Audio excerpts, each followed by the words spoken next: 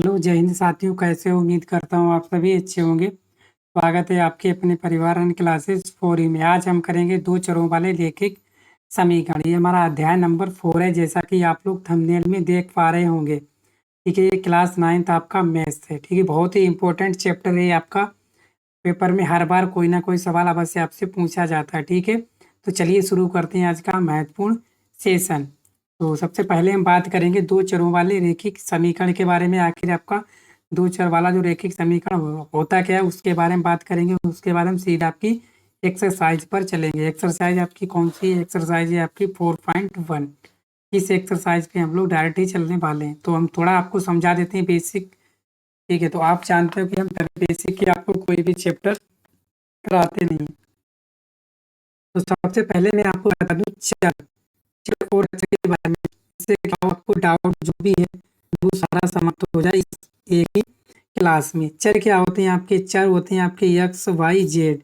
ए से लेकर आपकी जेड तक, ए से लेकर आपकी जेड तक जो भी आपकी क्या होते हैं नंबर होते हैं, आपके क्या अक्षर होते हैं। वर्णमाला के ABCD के जो भी अक्षर होते हैं ए से जेड लेकर, जेड से लेकर, वो आपके क्या कहलाते हैं? चर कहलाते हैं। ठीक है, और अक्षर की बात करते हैं। अक्षर अक्षर आपके क्या होते हैं? Counting number.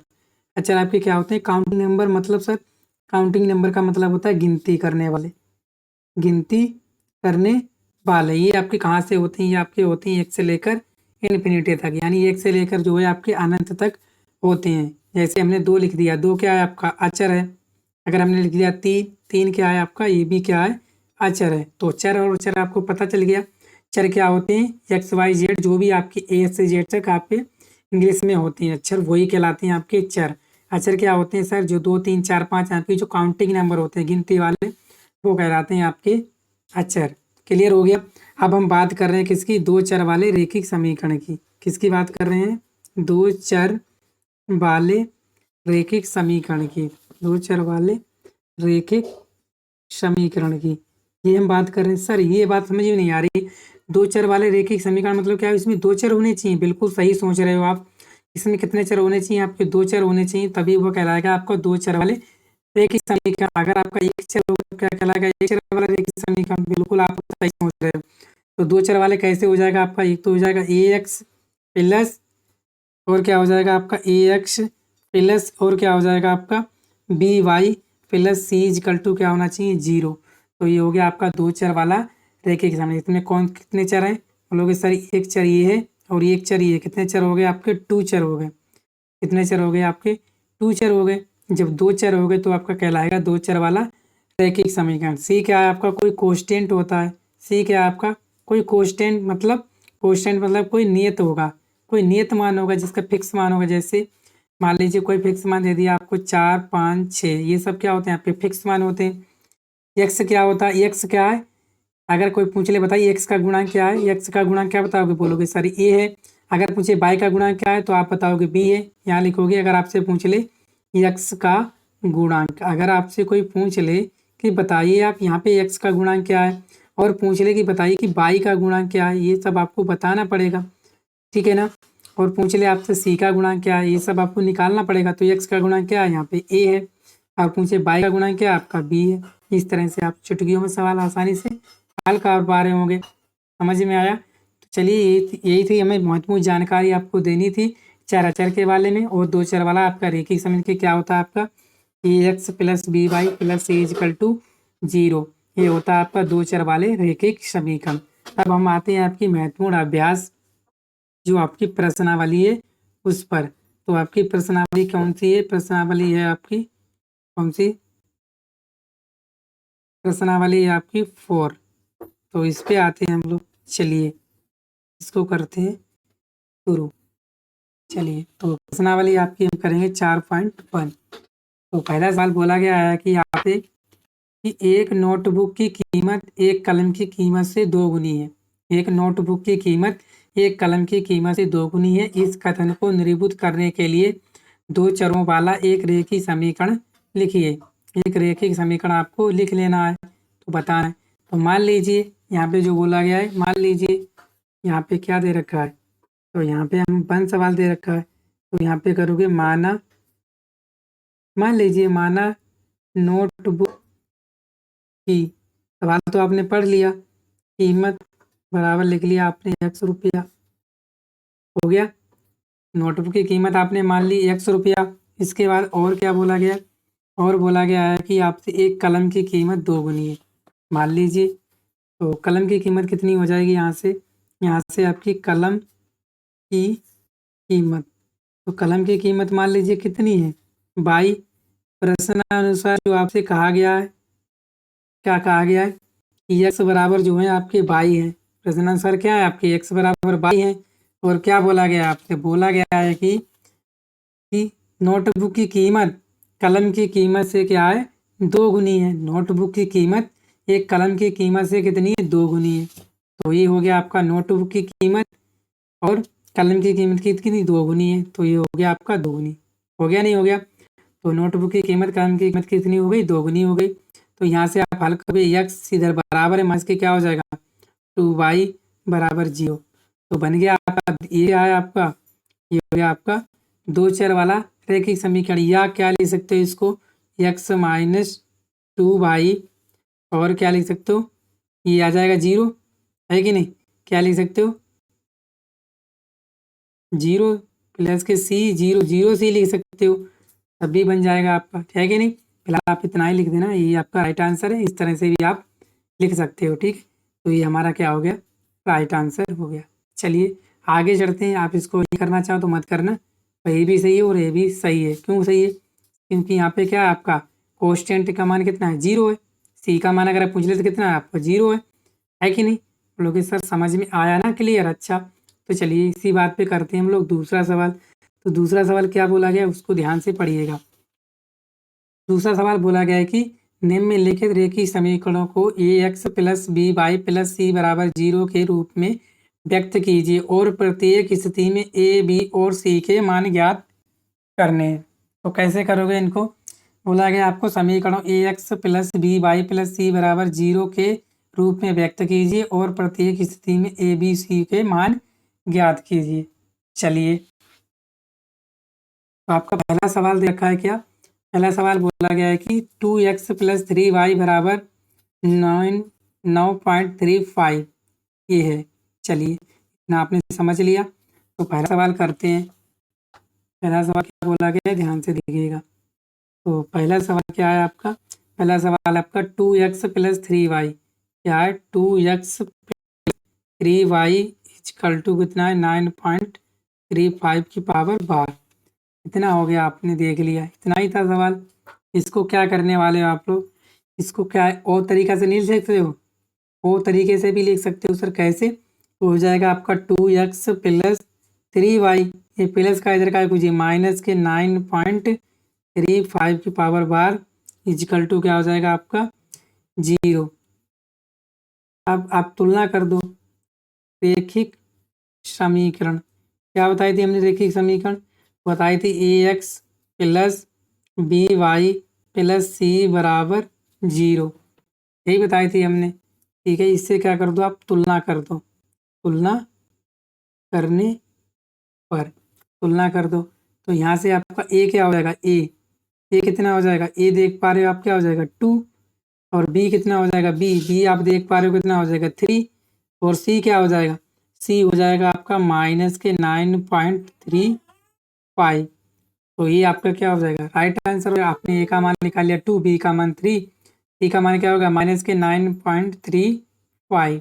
क्लियर हो गया इतना? चलिए नेक्स्ट सवाल की तरफ बढ़ेंगे हम लोग। दूसरा सवाल, इसको आप आसानी से समझ गए होंगे। ये सवाल आपको दिया था और आपने किससे? 2 चर वाला रेखीय समीकरण ax plus B Y plus C बराबर 0 से आपने तुलना कर दी। तुलना करने पर यहाँ पे क्या देख पा रहे हैं आप? ए बराबर 2 है और बी बराबर क्या है? बी बराबर क्या है आपका? 3 है कि नहीं? ये बी बराबर क्या है? 3 है। तो सी बराबर क्या है? सी बराबर है कोस्टेंट माइनस 9.35। ये क्लियर हुआ आपका।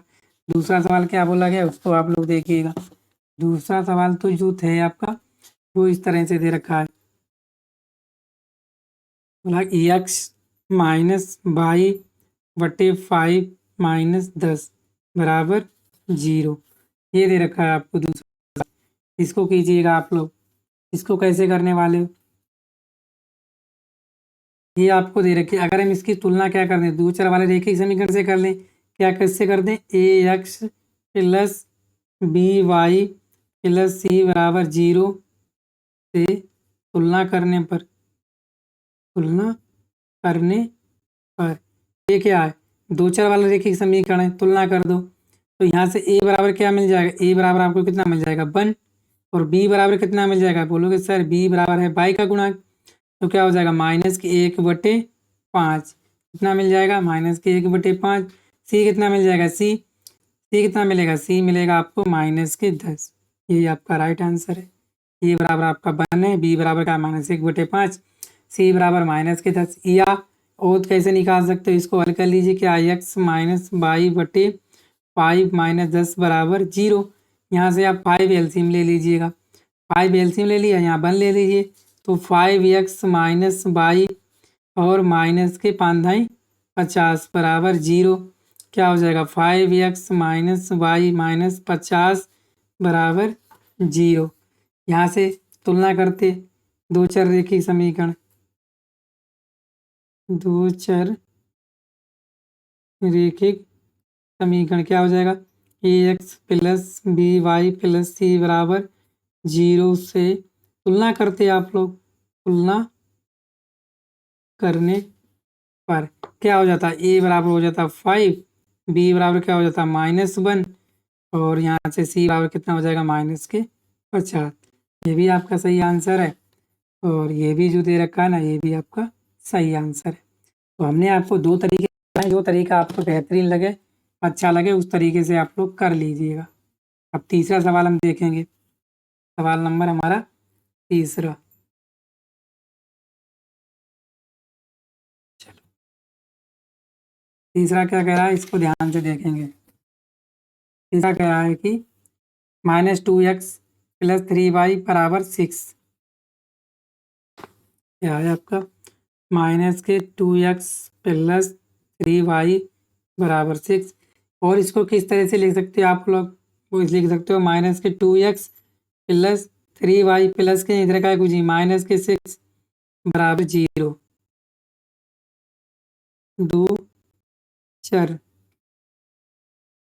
रेखिक समीकरण क्या है, A X plus B Y plus C बराबर 0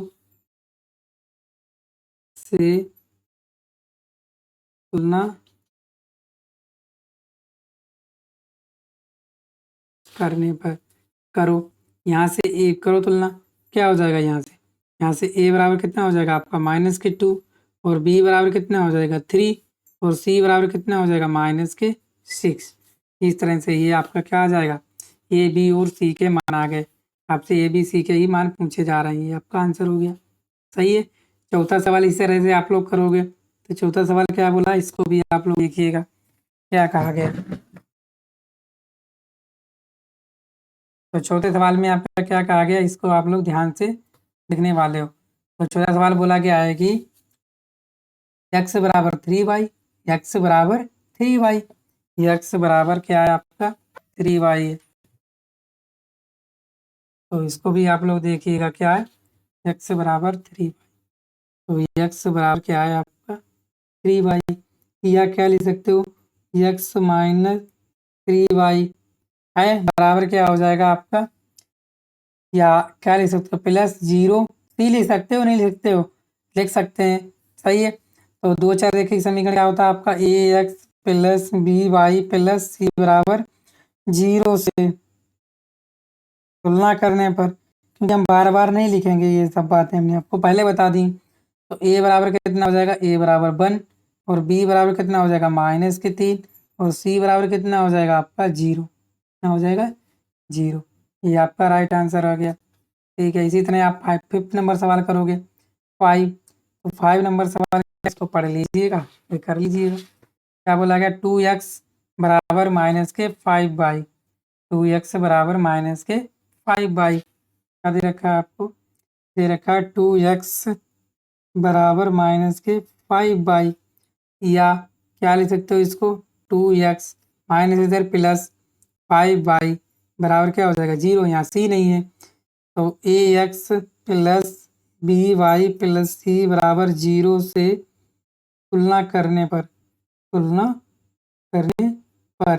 क्या हो जाएगा? ए बराबर कितना हो जाएगा 2 और बी बराबर कितना हो जाएगा 5।